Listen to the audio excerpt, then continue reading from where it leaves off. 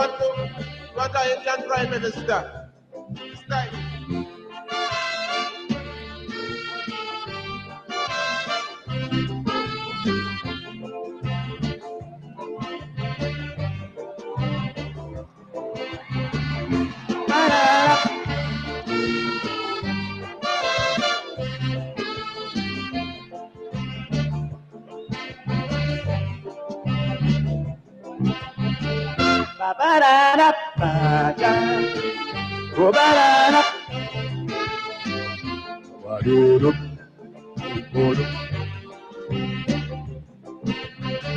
I smell something bad. It's smelling racial. Would cause bacchanal or a big scandal. My friends, listen this. It's not foolishness. I'm not in a bliss, but it's our interest. I could never forget Sudhi Rambachan. Which racialism on the TV station. A big man who wants to represent this nation. And like if the television is the stage, Sham went up there and get in a rage. I couldn't believe it for true. Sham Mohammed preach racialism too. But we all were born here, and what we want is to live in peace. Straight talking here. Brother, we don't have to live like beasts. So who want power? Why not go up Haiti and fight? They won't be like me to come here and wind down the show tonight. So Sham, it shows plain you're a racial man, and we won't tolerate that in this land. Whether it's Negro or East Indian, what we want is racial integration. We don't want it. Pick your pan in peace. We don't want it. Let this racism cease. Chinese man, African or Syrian, where we want is peace and love in the land. We don't want it. If you want to fight, we don't want it. Catch me, we playing tonight. Tell them you change your name to Shamit, and you want a chartered flight to Kuwait. We don't want it. I tell them you're playing. We don't want it. Wake up and protishness again. The people done fought and fought already, so stop your racialism in the country. We don't want it. We don't want it.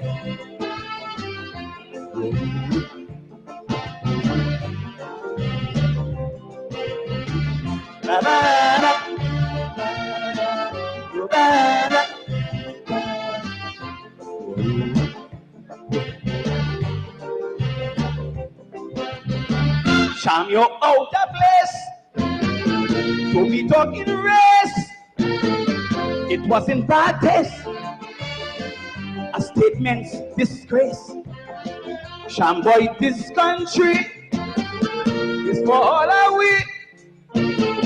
Black, white or Chinese, to dwell in harmony. So how the hell you could go in front of the camera and say it's time for an Indian Prime Minister? Like you were no blasted respect for nigga. When what we really want is the most competent man to carry the burden of this nation. We ain't taking them talk for kicks. We go remember your statement in 96. Cause we all were born here, and what we want is to live in peace. It's very unfair to encourage people to live like peace. I'm sure people here will shake my hand and say they agree. The same racialism is way ahead to weaken in our party. So Sham, what you're trying to do to the land? You're trying to divide Negroes and Indians. But whether it's Syrian or Pakistan, what we want is racial integration. We don't want it. Pick your pan in peace. We don't want it. And let this racism cease. Chinese man, African or Syrian, where we want is peace and love in the land. We don't want it. If you want to fight, we don't want it. Catch me, we playing tonight. Tell them say Aisha, I'm a racial man, and I want a chartered flight to Iran. We don't want it. I tell you plain. We don't want Don't talk them racial thing again. The people done fought and fought already. So stop your racialism in the country. We don't want it. We don't want it.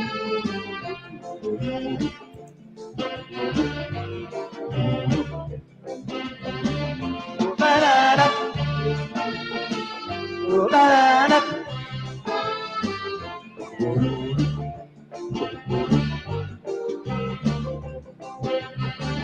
Me ain't get a chance when I sang from an entrance. Pressure make me dance. They almost put ants in me pants. Names like Conan Dilemma, the Mahasaba, the Guardian newspaper, and Dr. Krusha. I sang about the corrupted bacchanal. They come down hard on me and say I'm racial. But up to now, nobody write one thing about Shamatal. They try their best was to chastise me, but I'm protected by the Almighty. Sham should shave or wear a disguise or go back on the TV and apologize. Cause we all were born here, and what we want is to live in peace. It's very unfair to encourage people to live like beasts. I just go St. James, buy and eat me roti with ease. And I just see them Indians eating kalaloo, pela, and pigeon peas. So Sham, if you believe in the Almighty, support the man who they pick to run the country. Them racial thoughts you have to abort. Give the Prime Minister your full support. We don't want it. Pick your pan in peace. We don't want it. Let this racism cease. Chinese man, African, or Syrian. Where we want is peace and love in the land. We don't want it. If you want to fight, We don't want it. catch me, we playing tonight. Tell them say I shall arrange like hell. And I want a booming flight to Israel. We don't want it.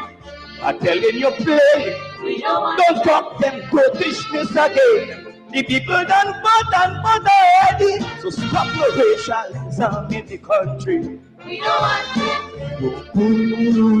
We don't want it.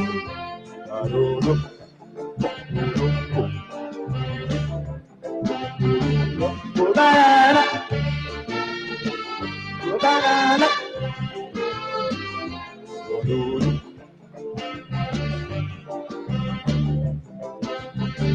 To differentiate, Sham, you pushing hate. We might lose with hate and bust down your gate. Or as a handsome man, I could change your plan, love up your woman, and regularize the land. And before you realize what's happening, is that a midget Togla cockroach they have voting. And that might put an end to the blinking thing. Tomorrow you're going to see every creed and class jumping up as one play in the mass. We just post about equality, so stop your racialism now entirely. Cause we all were born here, and what we want is to live in peace. It's very unfair to encourage people to live like this.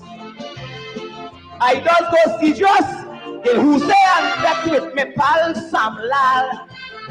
And I just see the Indians making big bacchanal for the carnival. So Sham, if you believe in the Almighty, support the man who they pick to run this country. I like how you lick up Elmos and eat. Put him where you cocksure, he can't win his seat. We don't want it. Pick your pan in peace. We don't want it. And let this racism cease. Chinese man, African, or Syrian. What we want is peace and love in the land. We don't want it. If you want to fight, We don't want it. catch me, we playing tonight. Tell them say I shall am a racial man, and I won't go and fight with the Ku Klux Klan. We don't want it. I'm telling you plain. We don't want Don't talk them Britishness again. The people done fought and fought already. Stop your racialism in the country. Thank you.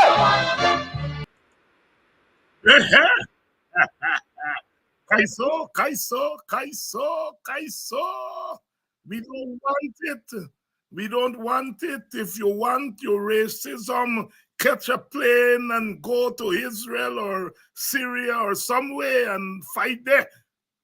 What we want is peace in Guyana because all we belong to that country and all of we have a right to enjoy that country. We don't want it. Orphan, we don't want it. We don't want your racism. Jack Dio, we don't want your racism. If you want for fight, catch American Airlines tonight and go and fight with the Ku Klux Klan. We don't want it. We don't, and we don't want it. Good evening to all of you. Diane from Washington, D.C., the nation's capital. I had the pleasure of meeting Diane when I think it was last year, and we had a little get-together for the WPA there, and she came by. And so many of you in the Washington, D.C., Maryland area, that's where my people are, peeps. Young people say peeps. That's where my peeps are. And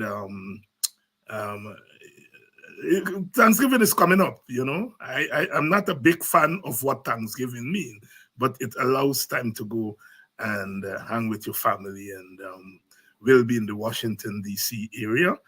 After all, it is my real home in the United States of America, because that's where my people, my mother migrated there. And so the usual thing, the clan followed. The clan followed. To all you people in Washington, D.C., Maryland area, Virginia,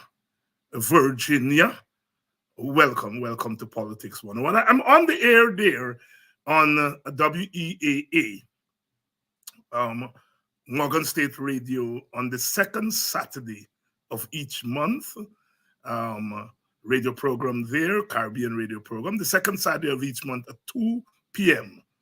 I'm on there in WEAA on the Political Hour with Dr. David Hines. You know, I've been doing that program from 1997. 1997 to now is how many years? Lad, them is big. If they make a child then, I would have got grand picnic by now.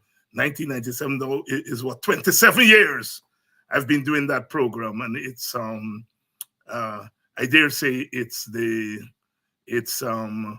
what I was about to say is the longest program that I've been associated, but that's not true. Carib Nation, all south of Washington, D.C. I started to host that program in 1995. So that's what, 29 years. I got my start there on the air in Washington, D.C. Caribbean Political Hour with Sister Claudette Lindsay and Carib Nation. I don't get to do Carib Nation. I think when I go there in a couple of weeks, I will try to record a couple of programs. Every now and again, I do a program or two for them. But welcome to all of you who are joining us from Washington, D.C. All of you are joining us from the Washington, D.C. metropolitan area, because you all don't live in Washington, D.C. That's where Guyana, Maryland, Guyana, Virginia. All right? That's what I think I lived in Washington, D.C. proper, maybe for 2 years. And then we moved to Maryland, really Silver Spring.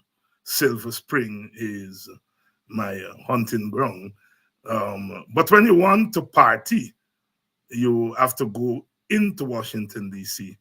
And I knew I had left. I knew I had left that area when a couple of years ago I drove down Washington, D.C.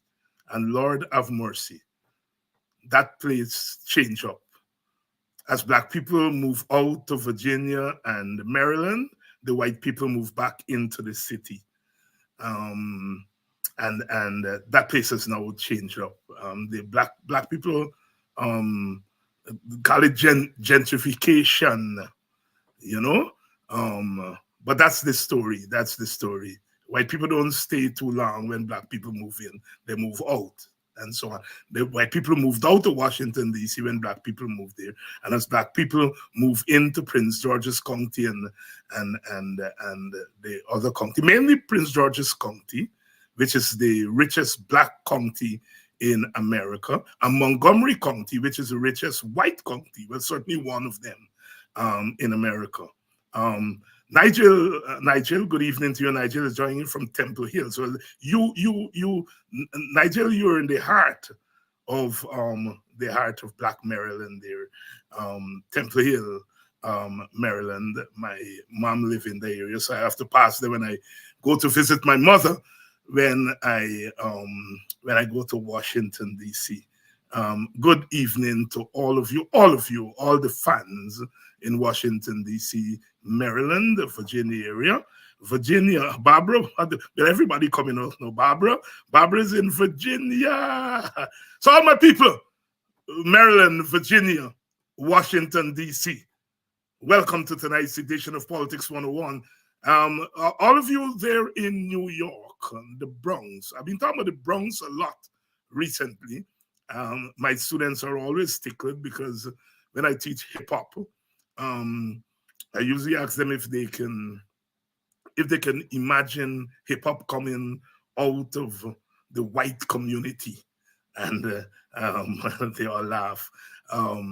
Hip hop, of course, started in the Bronx,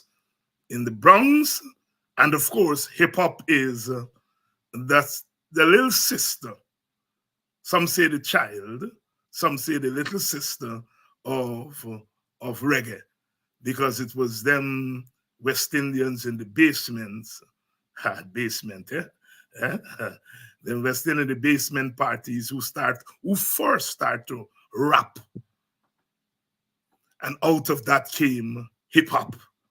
A lot of people don't realize that hip hop is the child or the little sister or the stepsister of reggae. Just as reggae itself is really a fusion of calypso, mento, the folk music of Jamaica, calypso, the mother music of the English-speaking Caribbean, and rhythm and blues with a little jazz from New Orleans, and rhythm and blues. And that's what the reggae story is about. Reggae is a Caribbean music, but it's a world music coming out of the Caribbean. If you listen to reggae, of course, uses standard English. My students can hear something in reggae. When we do calypso is quintessentially Caribbean. The language is Caribbean, the idioms, everything about it is Caribbean. And so you have to understand the Caribbean to understand calypso. Although calypso became very popular in the United States in the 1930s and 40s, the Andrews Sisters, rum and Coca-Cola, big, until Harry Belafonte made calypso big in America. Best-selling album, Deo, and it's still one of the best-selling albums ever. Harry Belafonte singing calypso, and believe it or not, Nat King Cole sang calypso at one point. There's a duet, Mama Luca Boo Boo Day, Lord Melody, Nat King Cole and Harry Belafonte did a duet of Mama Luca Boobily. So you imagine Nat King Cole singing calypso. It was very popular. It was very popular in America in the 30s and the 40s and the 50s. What's his name? Reverend Farrakhan. Reverend Farrakhan full-time job as a young man living in Boston. He was a calypso singer. He sang calypsos in the clubs in Boston. Of course, Reverend Farrakhan, his father is Jamaican, his mother is Caucasian, so he's very much Caribbean.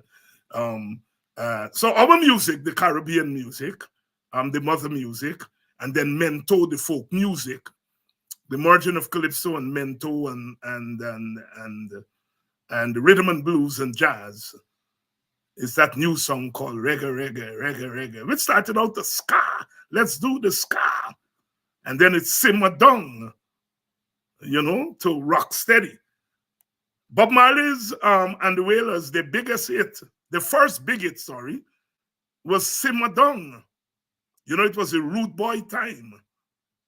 And they were saying to the young men, simmer down, simmer down, simmer down. Big, big, big, big, big, big, big tune in 1962 or 63, I think it was. Simmer down, simmer down, simmer down. So our music, we started out tonight with Crow Crow, Weston Rollins, the midget, the bad man of Calypso.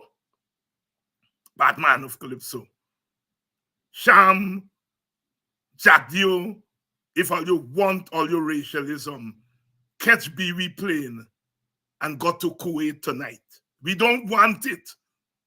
We don't want it. What we want is racial integration. Of course, racial integration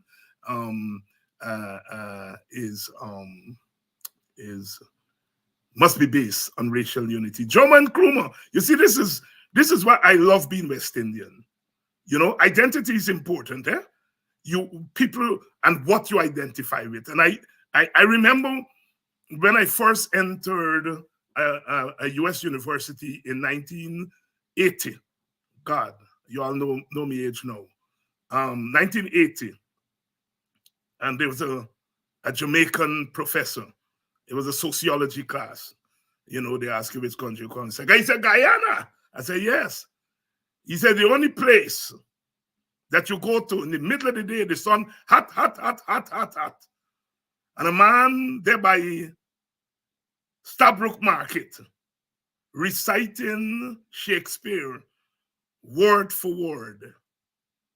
He said the only place you go and people reciting poetry word for word any time of day, any time of night. And they're not poets, they're not scholars. God, they're killing me, Guyana. Jomo, you're right. Lee Scratch Perry played a big role in simmering down. Yes, Lee Scratch Perry. Everything started from scratch. Had a big thing to do with Marley. When the Wailers spent some time with Lee Scratch Perry, that was the best time for the Wailers.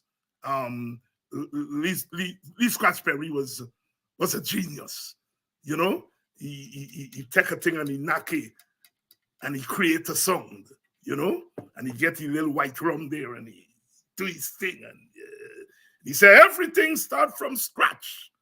And I saw Jah, and Jah talked about the music, and that music is reggae music. Everything start from scratch. Lee Scratch Perry had a big influence on Bob Marley, big influence. Lee Scratch Perry. Another person who had a big influence on Bob Marley was Mortimer Plano. Mortimer Plano, who was one of the high priests of the Rastafarian movement in the 1960s and 70s. And he took Bob under his wings and taught Bob everything Bob knew about Rastafarianism. And that's when Bob was accepted by the Black community, because he was rejected as half-white. Half-white. He will cousin them, giving you all the work to do, you got ride the donkey and thing and so on. And so he was rejected, and he wrote and did a song, his first recorded song, Judge Not. Judge Not, in which he's asking Black Jamaicans not to judge him because he's half-white. Judge Not, Judge Not. His first recorded song, I think it was 1961. Judge Not. And then later on, he would be rejected by his white family. He went to borrow some money from them. Never met his father. The father go, the father died in 1957. So Bob never met him, white man.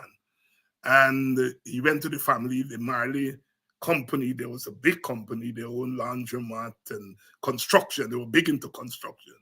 And he went to borrow some money, and they chased him. They said, "I don't know about any Black Marley." And he wrote a song about that. Cornerstone. The song, "The stone that the builder refused shall be the head cornerstone." And that's the thing about Marley. At every step of the way, he wrote something about his experience. Of course, he migrated to Trenchtown, which is the home of reggae music. The home of reggae music. And he writes Trenchtown Rock. Trenchtown Rock. And then he migrated to Wilmington, Delaware, where his mother had migrated to. And he spent a year or two there. He used to clean the floor in a hotel. And he also worked in a car manufacturer, a car company, manufacturing car. And he worked the night shift. And he used to drive a forklift. Well, you all know that song. It's all right. Working on the night shift, driving a forklift. You all get me going here, you know. My Jomo, you remember Steer It Up? Steer It Up. My students call it Stir It Up. I tell them it's the same both hand too. Steer It Up, which he wrote for Rita Marley. Because, you know, he married Rita and he was a thing, and his Steer It Up was written for Rita. My students, they call it Stir It Up. I said, "Let's Steer It Up." They said, "No, Dr. Hines, it's Stir It Up." I said, all right. Okay, good evening to all of you. All of you, welcome to Politics 101 tonight. Western Rollins, we don't want no racialism. We don't want it. But it's all over the place. In America, they're talking now about Puerto Rico. Puerto Rico now graduate from shithole to garbage.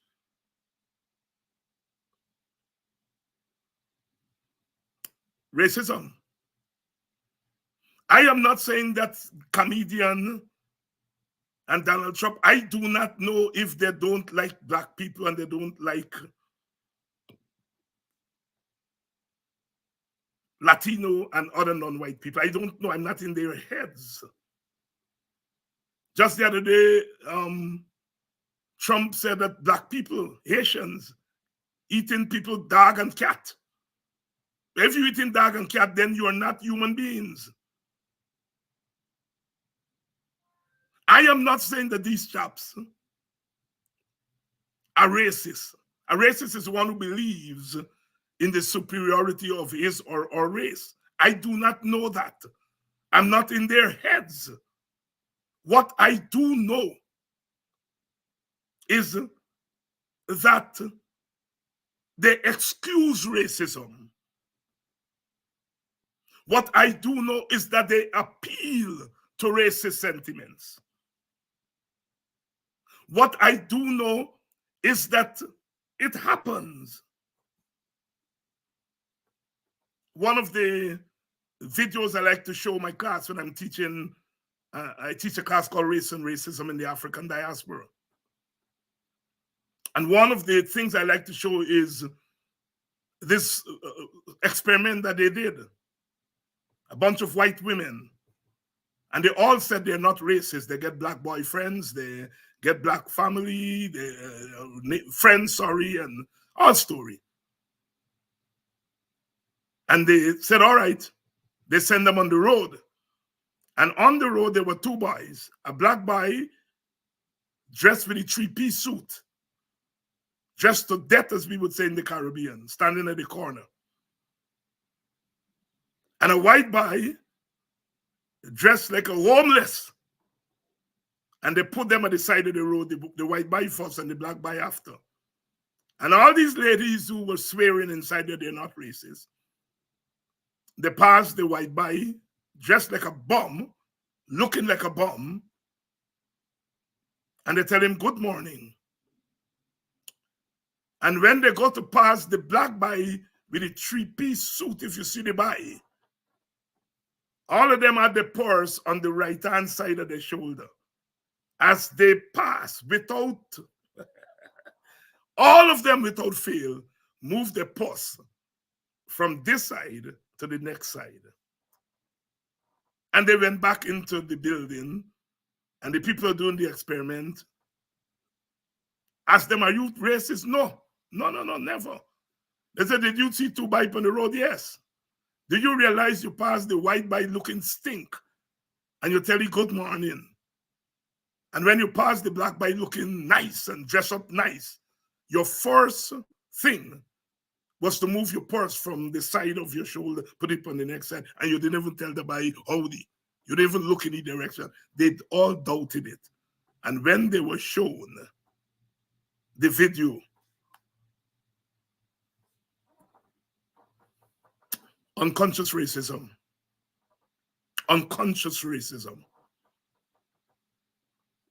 The vast majority of anti-black racists are unconscious. There are those who do it consciously, who said that black people are inferior. It's conscious. Not a lot of them, it's unconscious.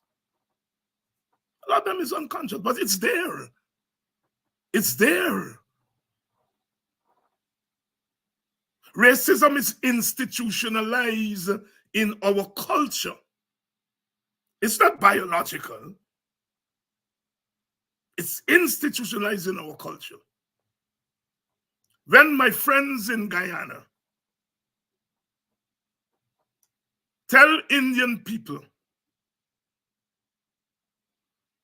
that the coalition knocked them off and closed down the estate, and they must run from the coalition, but the same people who telling Indian people that are watching black people get killed, get discriminated, spit in their face,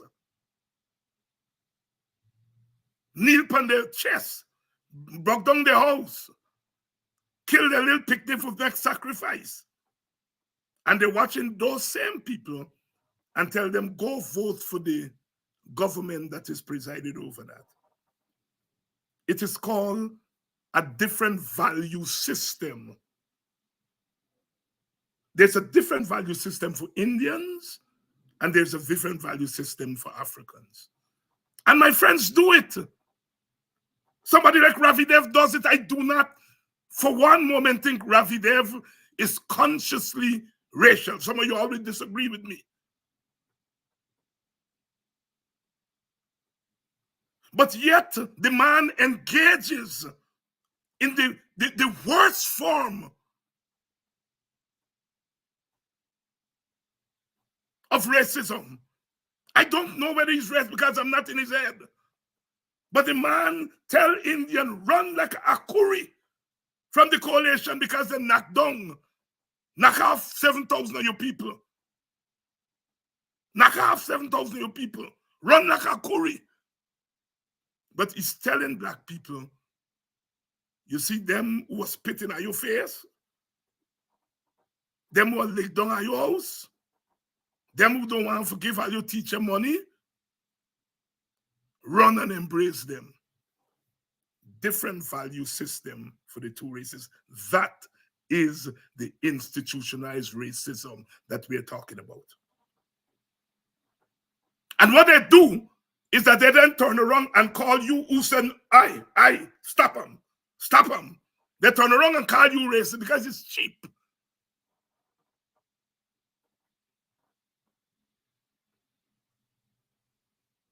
Croco saying the Calypso, have respect for nigger. They don't. They do not have respect for black people. Instead of giving black teachers and all teachers, instead of giving them better salary, they take the money from them, what they should give them for their salary, what they should give public servants for their salary. They take the money, divide them up in $40,000, and then take some poor black women and say, take this money and go clean a trench. Take this money and go and clean trench. and then come to me and tell you about goal. You give couple online scholarship to couple black people, and you go, and you're not talking about the black women that you are putting for clean trench, nasty trench. That is racism. That is institutionalized racism. You take our little brothers, you criminalize them, and then you call them and say, look, we ain't gonna send you all to jail. Here's what we want you to do. Here is $2 million. This is a contract we're giving you. Are you gonna take this $2 million? Are you gonna do some road in Sophia? But are you gonna buy the material from Sham? And you are gonna give Freedom House a donation. And when the little black buy the done, they get a $200,000 carry home to the picnic and the woman. And the woman. When they done give the donation to Freedom House, when they done buy the material from Sham, when they done pay the workers, they left it shit in their hand. In the first place, if you come up with a scheme like that, and I understand Jack Diodos be sitting down in these meetings directing this thing. BJ get plenty meaning. BJ does be sitting down and directing. Somebody buys, they tell me. BJ does be sitting and directing these things. The fact that you can think of doing that to human beings mean that you don't believe those people are human beings. You don't believe they're human beings. Thomas Jefferson, wrote a little book called Notes on the State of Virginia. Notes on the State of Virginia. 1781, he wrote a book. A little book. It's a travel book talking about how good it's nice in Virginia and so on. It's not a political book. But in the book, he theorized about human beings. He said white people are the standard by which you measure human beings and humanity. And Native Indians, secondly, he said, are really white people in brown skin. And they could be civilized. And then he said, black people are inferior in body and mind. But he said, I want science to prove me wrong or prove me right. Well, not prove me wrong. He wants science to prove him right. So he's the first really American to theorize about race. White people, out of it came the manifest destiny theory, that white people were taking the lands from Native Indians, not because they're greedy, but because God ordained them, because they know what to do with the land. Native Indians were hunters and gatherers, and that white people were going to develop the land. And so therefore they have to take the land from the Indians. Eventually they did it by law. The Indian Removal Act passed by Congress and pushed the Indian people to the west in the Trail of Tears. But black people are inferior in body and mind, and science must prove it. And let's get to work. Samuel Morton, I must read them up. Josiah Nutt. They are the biggest collection of skulls. And they measure the skull them. White man's skull short, black man's skull long, monkey skull long. So black man is closer to monkey. So he's a barbarian, he's a savage. And white people are civilized. That was the science of the 19th century. Samuel Morton, Josiah Nutt, they wrote a book called Types of Mankind. And you look them up, if I believe my lie. And you look them up, Types of Mankind. And the first people who buy the book, because the book said black people are inferior. And the first people who buy the book was the Department of State. The State Department, you call it now. They buy hundreds of copies of the book, Types of Mankind, edited by Samuel Morton. Louis Agassiz was a Swiss man. When he came here, he said, all men are created equal, including black people. By the time he spent five years in America, he changed his mind. He said, all men are created equal, but some people are written out of what it means to be a man, a human being.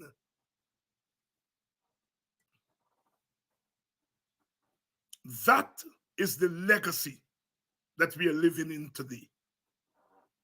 As Guyana and his wife in a book called Scars of Bondage, I quote Guyana and a UC Guyana called Scars of Bondage. They argue that what black people are experiencing today is not necessarily the actual bondage, but we are suffering the scars of bondage. In Guyana, we are suffering both the scars of bondage and a new type of bondage.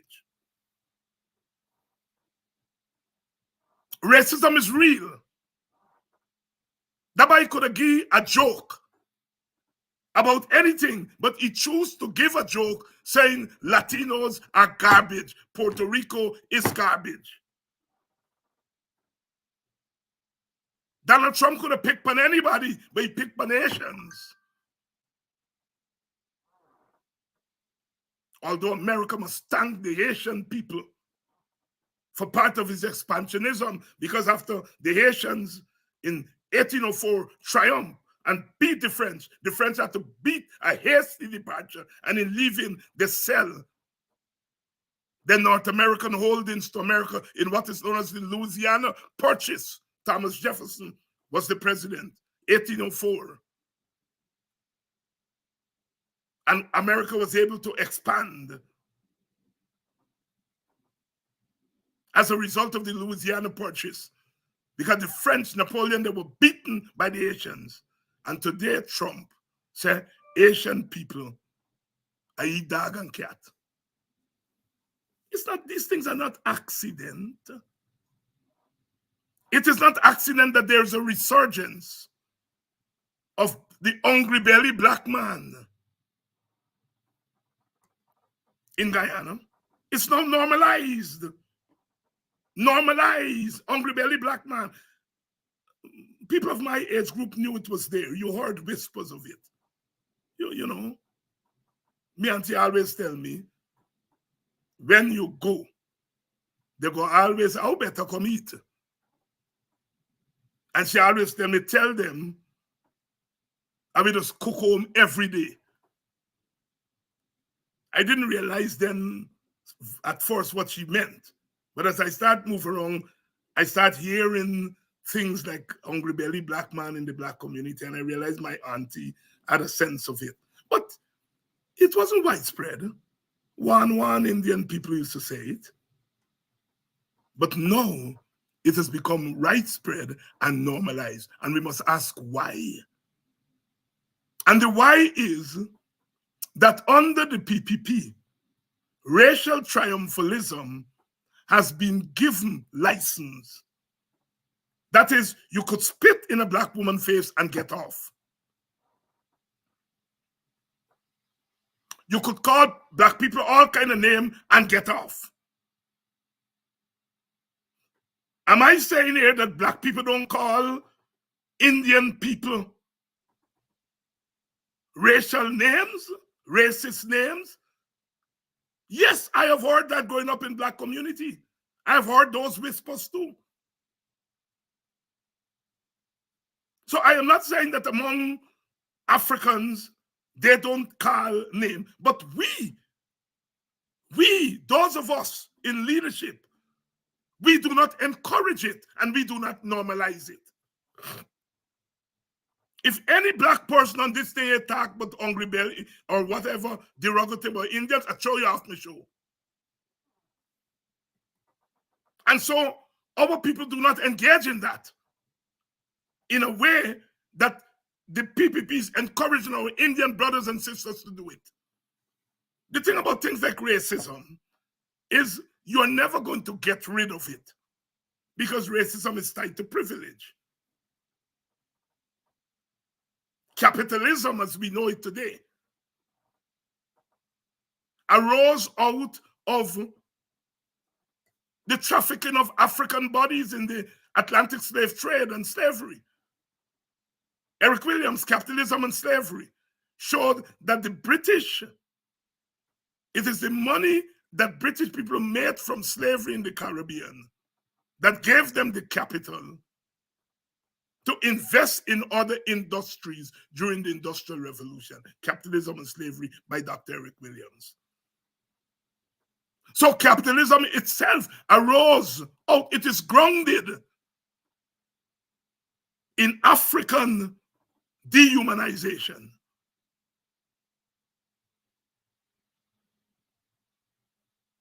The wealth that France has today came out mostly from Haiti. Haiti was the richest sugar colony up until the Revolution of 1804. And then, of course, we know that the French turned up there in 1825 with gunboats backed by the Americans and demanded that the Haitians repay them for all the money they lost between 1804 and 1825. And the Haitians took another 100 years to pay that money off to them. The equivalent, some economists put it anywhere from 30 billion today money to $50 billion US dollar.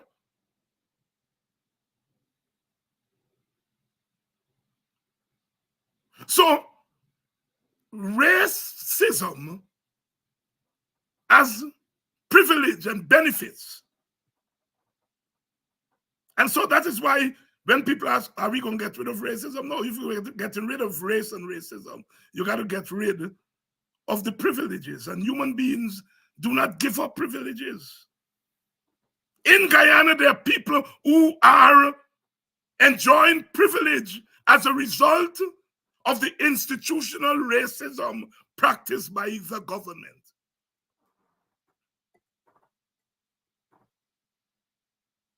A government by itself can't be racist because a government is not a human being. But a government can govern by policies that are grounded in racial prejudice and racial discrimination. If you give teachers 10% and the teachers are black, and you give sugar workers 50% and the sugar workers are Indian, that's racial discrimination. And then you ask, why do you do that? Mr. Jagdio, why do you engage in that racial discrimination? And Jagdio gives you an answer. He says, the teachers do not contribute to development. Sugar workers contribute to development. In other words, he's saying that teachers and public servants are incidental to the development of Guyana, and that Indians are essential to the development of Guyana. That's the institutionalized racism. When they ask white people in the period of plantation slavery, why these dark-skinned people are made slaves? Why not the white-skinned people? And the church said, those white-skinned people have souls, and those dark-skinned people have no souls. If you don't have a soul, you're not a human being. And they went into the Bible and they pull out the story of Ham and Shem. One see daddy naked, the daddy cuss him and banish him. African come from the one. Me think he been a Ham. And Shem was the good one. White people come from Shem. Sisters and brothers, I want you all to know this because sometimes we get tied up. A man call me a nigger, that's the business. I might call you back a derogatory name if you catch me in a bad mood. That is called racial prejudice. And prejudice is very human. Some of y'all don't like short men. Some of y'all don't like fat men. Some of y'all men don't like dark-skinned women. You all like red bone. We all have prejudice. A lot of men don't like pink. Pink too girly. We all have prejudices as human beings. The prejudice itself is not racism. It is prejudice plus power.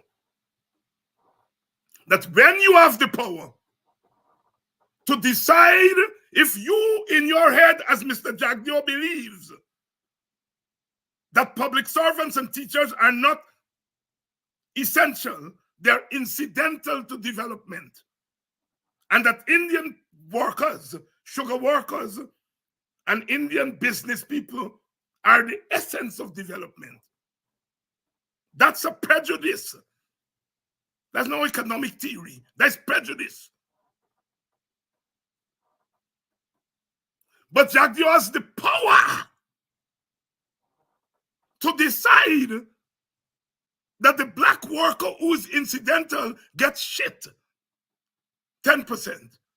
And the Indian worker who's essential get 50% and $250,000 and so on and so on. He now has the power to implement this prejudice. That is racism. I ain't telling you, don't, when I call you nigger, don't flare up. Flare up. But that's only half the story. It is when you have the power. Jagdio has the power under the Cybercrime Act to pull in all them Indian wayward boy and girl who calling black man hungry belly. He doesn't do it. But as Rickford Burke and Ogunse and Ben Sharp and so on open them out, they go to the gates of heaven to get them. Not hell. Them by them going to hell, them by going to heaven. They write this body, write that body. They writing nobody for say, look, this Indian by a call, black man, hungry belly, you say you go poison them, and so on. Then I write the State Department for them. They have the power. And it's power plus prejudice. That is the racism. So now I watch all those black-skinned people. Thank God it's not plenty of them. Who are run and talk about development. I said, look at these asses. Some of them know, some of them don't know. But you're going and hugging up people who are institutionalizing racism against your people. And that's why I have no respect for them. I don't care which party you're joining. Who want to join PPP, that is a business. Who join PNC, AFC, WPA, that is your business, that is your personal right. That's your individual right. But if you are intentionally going and join a party to get some personal benefits from a party that presides over a government that is trampling on your mama and your sissy and you pick me and your daddy, you have no right to be in our midst anymore. I'm clear about that. I'm clear about that.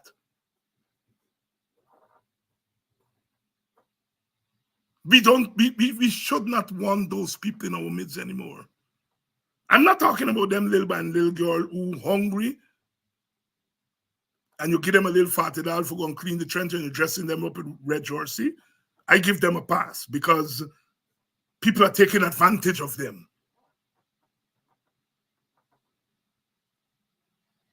But them who going for hustle, no pass. No pass. Institutionalized racism. And we have to know it. When last year a police kneeled down on the chest of an Indian woman, as bad as policemen are, they know not to do that. They know that they will be punished if they do that. But they know if they kneel down on the chest of a black woman, they will get promotion for doing that.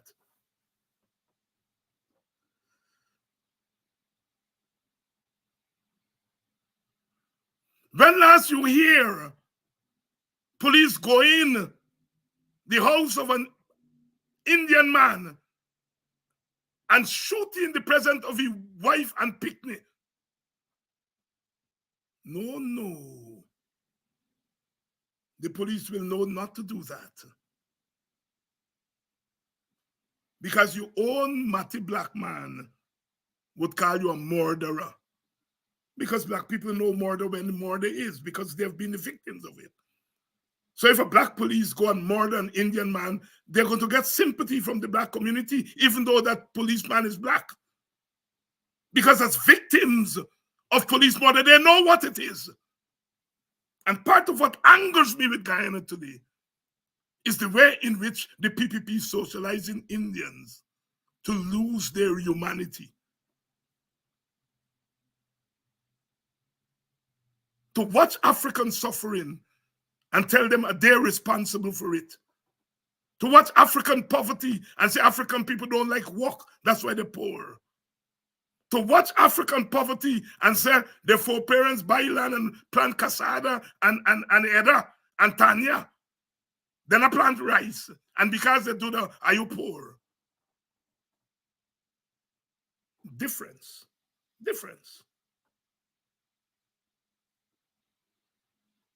Indian people came. They didn't have to go through the plantation system. And so they came, they worked in miserable conditions, but they were given a hand up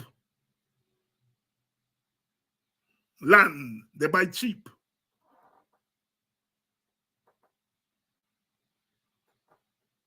Black people came out of slavery with nothing. Not even a Jaji bundle. And they created a miracle. In 4 years, they pulled their money together and buy land. And if you put out on the street with nothing to eat, and you buy land, what the first thing you do? Use the land. Use the land to feed yourself. And when people like Ravi Dev talk about black man, a live to eat, walk to eat, and some crazy thing you say. I think that if you get put out on the street with nothing to eat and you get land, what is the first thing you do as a human being? You plant food to eat.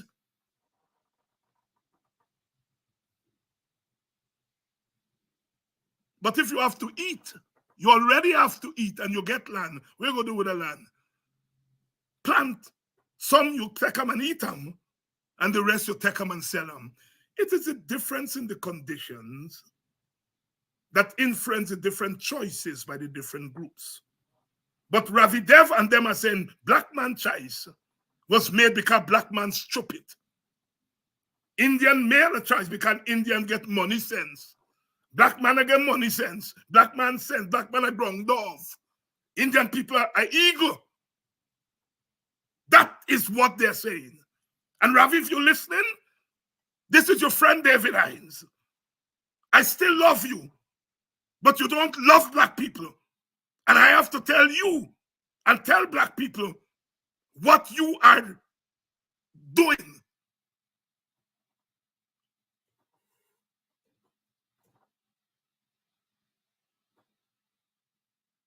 I still love you as a brother, because at one time, when the PPP go in front of your house and lick you down and insult your family, you come on we side.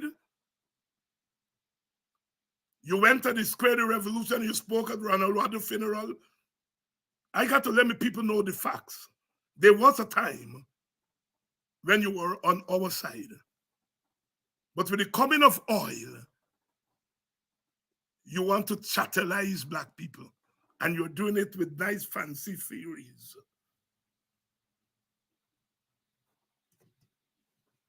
Difference.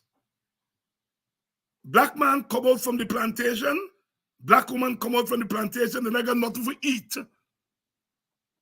They take the money, they buy land, and the first thing they do, they start planting food for eat, for nyam.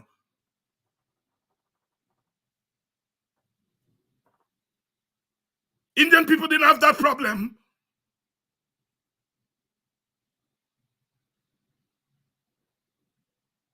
And so Indian people made different choices. Difference is normal. But what Dev and them are doing is that they're giving meaning to difference. They take the choice that African people made, and what they do is that they give that the meaning of inferiority. Are we brain small? Are we not think wide? Mr. Hyde tell him, Mr. Hyde, a man dead and gone. You quote Mr. Hyde tell him, black man a jump fence Friday night for go party rather than walk. Well, I know a lot of Indian people that jump fence or go on party. They're doing it right now. But you give negative meaning to black man jumping fence or go on party. Partying is human. It's human to have fun. But when black man have fun, or you stigmatize it and say black man lazy, all black man want to do his party. Then Indian people partying, you all there quietly say them imitate black man. Them little young people that sag their trousers. Me not like them. Me not like it. But black people do it, and it's a part of the rebellion. They're sagging. And now them little white buy a sag more than black buy. Them little Chinese buy a sag. And in the white community, the white boys that sag, they call them wiggers, white niggers. They're still white. they may engage in niggerized behavior, but they're still white. They're still white. So when you now get them Indian bad boys, I play the music more loud than black boy. Them a party more than black boy. And Bial, they might do themselves. They're whispering in the Indian community that they are imitating black man. No, they're not imitating black man. Or you give them the license. The government give them the license to be bad boys and bad girls. And now they turn bad boy and bad girl. Are you saying it's black man I'm copying from? No, they're copying from black man. It always was in them because they're human beings. It's now coming out because the conditions allow it to come out. But you all are blaming black man for influencing them little Indian boy. No. Because having told them that partying is a black thing, now when Indian boys and girls are now partying more than black people, all you got to change the narrative. And I just said, well, we black people just do it too, you know. They don't believe we don't do it. When we see them white boy playing basketball, you know, say, you get black blood in me. When you see white boy sing Eminem, you write the name, know what rap and thing. You say, Eminem got to get black blood in me. We do it too.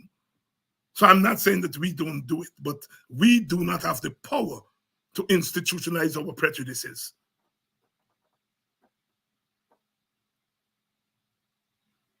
Them Indian bad boy.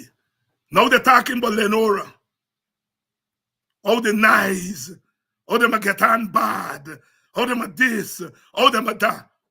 Well, they always used to get on bad and keep nice in Indian community. Me born and grow boxing.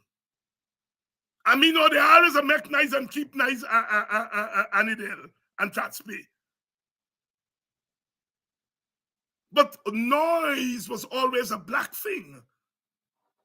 So when Indian people make nice, nobody not think. Police not go there and tell them tone down, simmer down.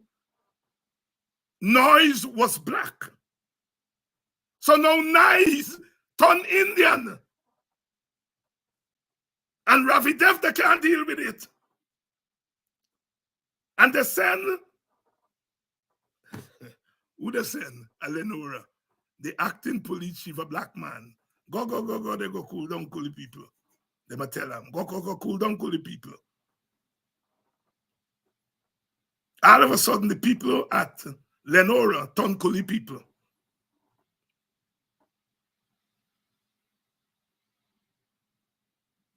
Because they mechanize, and it's embarrassing. So they're no longer Indians according to the PPP. They're Kuli people now. And of course, they might dance to Kulibai, and so on. And they send a black man for going to tone them down. Noise has suddenly become Indian. And next thing we're going to hear is black people left Denhamstel and Stroudsville and gone keeping nice in Lenora. The point I am making is that noisiness. I know why black people just make noise. For 400 years, they couldn't make no noise. For 400 years, they couldn't say, So when black man make noise now is a form of liberation. I mean, music is not, I mean, music loud. Because there was a time when we couldn't play music, we couldn't do anything loud. So loudness arises out of our liberation. The noise that Indian people are making it now is part of a triumphalist ethos that the PPP has introduced. And we can do anything. And we can make noise, and we can lick down, and nothing will happen. Them black man will come, and then we go give them a little small piece.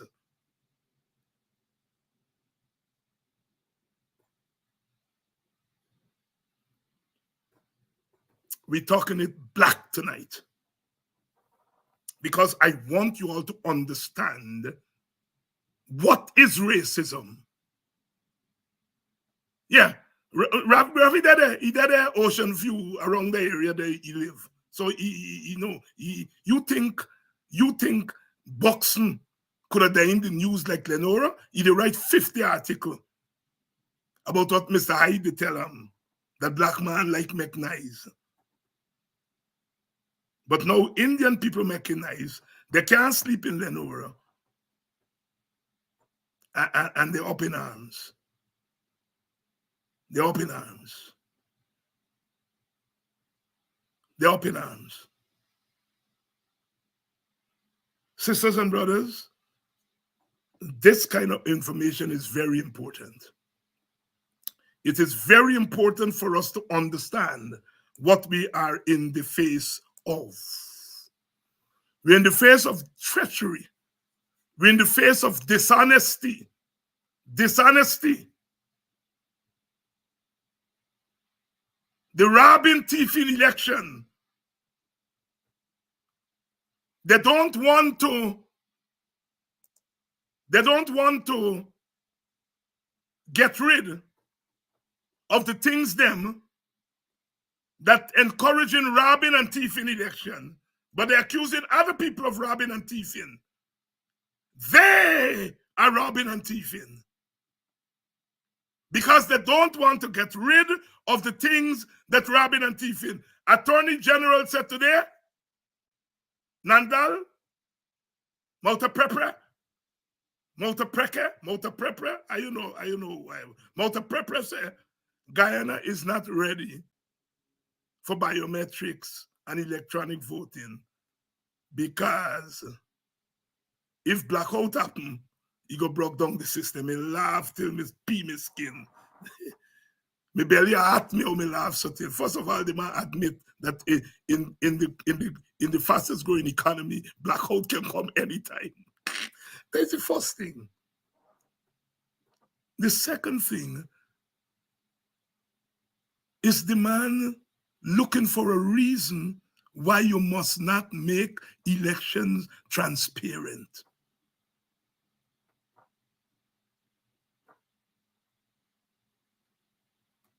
No biometrics, he said, are we not ready? Are we not ready for thing? And voters list? Are we going to go with the voters list 2 times the population because of the same voters list we used last year and the year before and the decade before? That's their excuse. If you been in my class, me they put them out. Me won't even give you a grade. Because F grade is too high for such nonsense. Now put you out of my class. But one of the things is what they forget. This time na long time, this time na long time, this na day before time. This time na long time. They are on record. They are on record. They are on record. They are on record.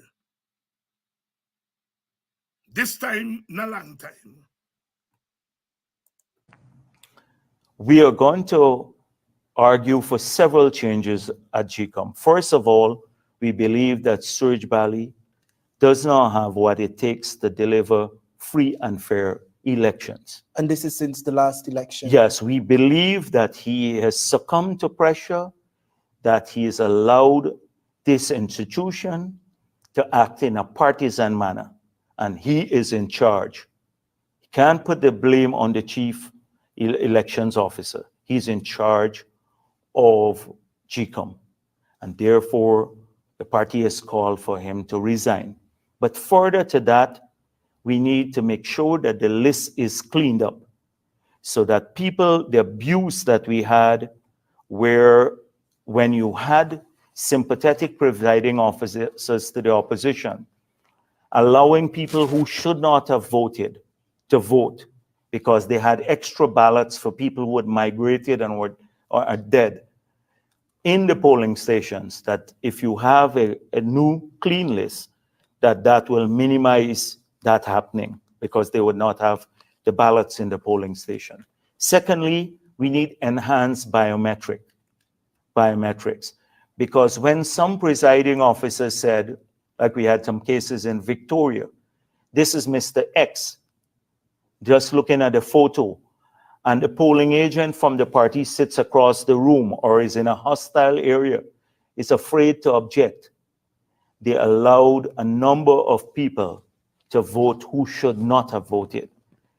But if you have biometrics, enhanced biometrics outside of just a photo ID, it could minimize that happening. We are going to push for electronic voting. Now, you have a system where you can do both. You can vote in the machine, and then it gives you, when you finish voting with the machine with enhanced biometrics, it emits a small paper which shows a ballot, which shows how you voted, which you can then, like some systems have this method, which you can then put in the ballot box. So you have both systems. You can only access the voting through enhanced biometrics, like an iris scan, but you safeguard against presiding officers or anyone else acting capriciously and giving extra ballots out to people. But it's a dual system. It's both electronic and manual. That is paper trail. Yes. So we're going to be pushing for that. We have to ensure a fair system of hiring in GCOM, a fair system of hiring people, and that people who are affiliated with political parties do not work in GCOM, who have been openly partisan. There's several other things that we are going to pursue. But are you here for yourself there? Are you here for yourself? Look, that's what me like. That's why I love doing what I'm doing. Mia give answer right away. She said battery and generator.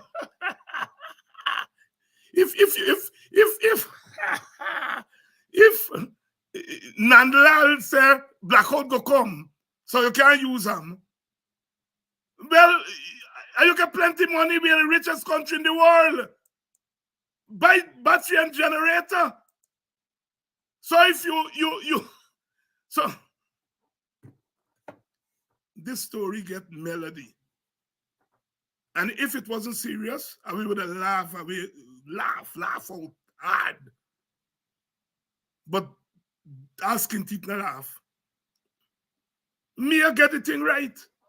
A big man says he's a liar. I represent people and represent this country. And make such a stupid argument.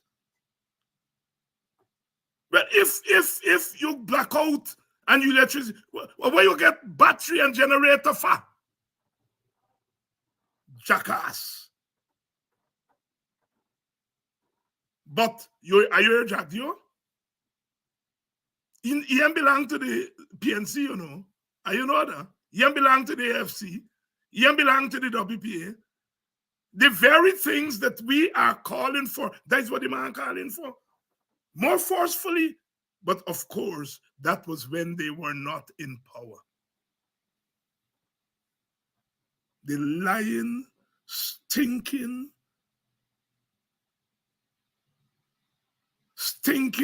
lying people who are governing us. Look how the man make the argument for biometrics, make the argument for clean voters list, make the argument for electronic voting. And today, them people trying everything to prevent biometrics, electronic voting. The man know without biometrics what can happen. And as I always tell you, Ali, 2020 election, me going in at Manripo to drop off one of the polling agents. I was in the car with two brothers. One of them dead now, but one is still alive. And we see the big commotion. Me put my head out, me ask, some people tell me they catch one by. One of you boxing girls them, catch one by. I go back for vote 2 times. And they raise the alarm. And Amna Ali and we name again Basil go down there and confront them. Well, Basil and Amna the gone when me are passing now. Nandlal see me. He said, look, that time say he's a decent man. He's a decent man. Let me talk to me. Then by didn't want me come out to the car. But me go out to the car and me go, me say, what happened, Anil? He said, well, man, they said this by the catchy with thing, but he make an honest mistake. It's an honest mistake he make. And we can settle this thing between the parties. I was trying to tell Anil that I'm not there, but she don't want to listen to me. So can we talk to them now? let me settle this thing at the party. He admit that the buy go back for vote maybe a third time, but at the guy catch him. He admit. But what he wanted was to settle the thing between the two parties. And I'm not cuss him out and say, Anil, your name a call. So he said, me want decent buy. They talk to me. For me, talk to Amna and Basil. For tell them the thing can settle. So the PPP knows how to rig with a voters list, how to rig with people ID. They know the story going, that's what they intend to do. And we must intend to stop them from doing it. Even if it means stopping the election. Even if it means stopping the election.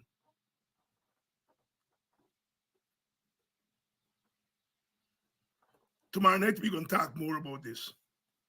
Tomorrow night, we're going to talk more about this. Because this is an interesting development. Interesting development.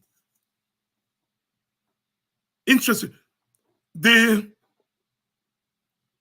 am hearing the numbers for Indian people is 36%.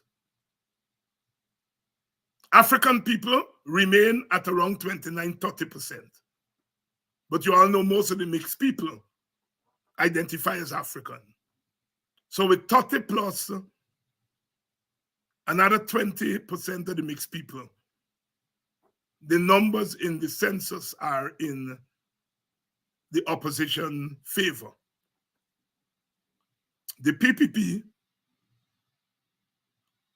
even if they get all the Indian votes, 36%, they got 14% to get to 50. And even if they get all the Amerindian vote, they still can't get 50. So the way to get 50 is to do the impossible, which is try to get black people vote, which ain't gonna happen. So the next best thing is to suppress the black vote.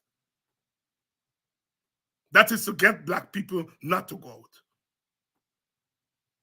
The next thing is to get them immigrants and to pad the list with immigrants. The next thing is to take the $500 what they're giving out as cash grant and pay Indian people passage. Because if you come home for Christmas and you come home for the T20 thing this month in, you already get $500 you're going to get. You get a ticket for $700 from Brooklyn or wherever, JFK, sorry. You pay $800, you come home, you get $500 from the cash grant, the cash handout, and then you got Freedom House and they give you the rest. So you're really paying money for come home. And you're going to register, you're going to bloat up the list, and then them ID what you get, because you have to get the ID for collect the money. When you go away, are you left ID with away? And then they go get them by. They get 5 Dindial, 5 Mukesh, with one name in the Indian community. And they will give them Dindial. They go give you 10 ID card, you go vote 10 times for Dindial. That is their plan. They cannot win based on the numbers.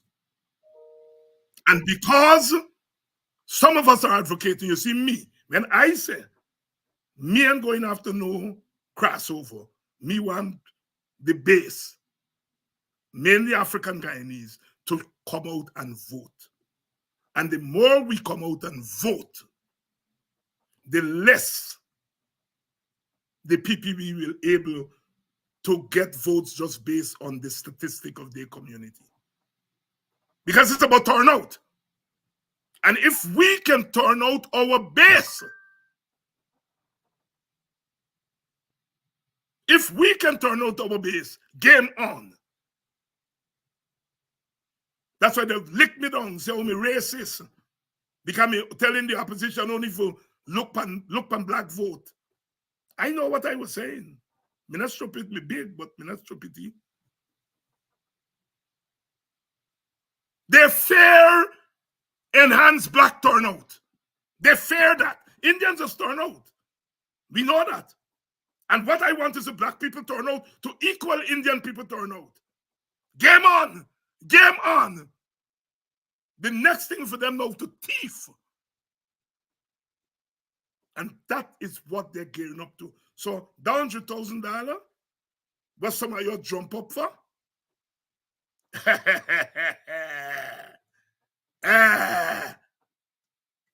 There's more in the matter, not Martha. I never hear about Martha. Since I grew up, they say more matter. They're more a matter than the pestle. And they don't say pestle, they say pistol. They're more in the matter than the pistol. Give 100,000 to each voter. They're not interested in non-voter. They're interested in some little girl, 16, 17 year old with 2 picnic. They're interested because she can't vote.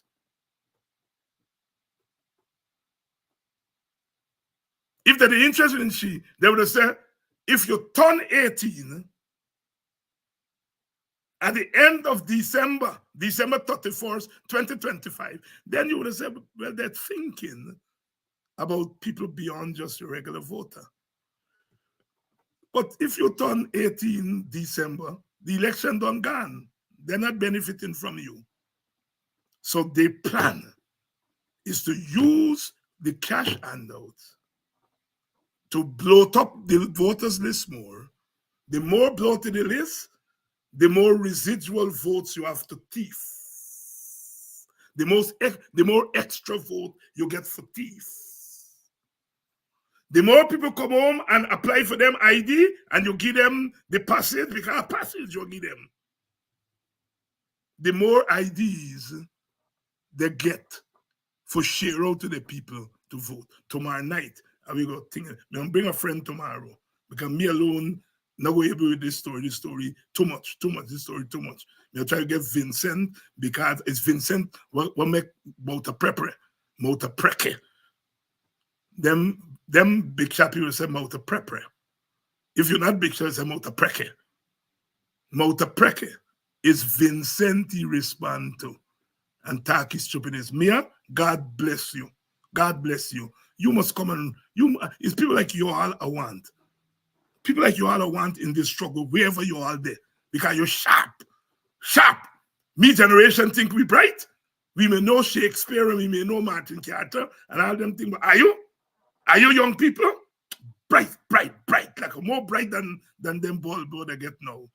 And more bright than them thing with them by get some light on the car. Bright. Are you more bright than that? Thank you, Chanel, for sending me this Jack Dio clip. Chanel sent me the thing. She said, Dr. Hines, I know you're going to want to use this thing. Chanel, thank you very much. And the rest of you all must send me things, man, that I can use on the program. Me and get secretary. Me and get assistant. Me and get researchers. Are you going to help me out? Do like Chanel. You all see things that we could use it, and you send them to me. Contact me. Help out. Are you help out with this program? Because me still get a day job. So I run from school for come and do the program sometime all day. Me know what's going on. And you send me thing. Chanel, thank you, my darling, for remembering Dr. Hines and send me the clip from Jack Deo. They don't say Jack Dio. We need to say Jack Dio. They must say Jack Deo. When you're in Rafi Devon, them a bow down Jack Deo. Thanks very much for yet another evening of Politics 101. You all are leaving here tonight racially literate. If you all know what racism was, you all know more tonight. If you all didn't know, you all know something tonight. So when you see racism and you know what it look like, and you know what you feel like, and you know what you smell like. All right? See you all tomorrow night for another edition of Politics 101.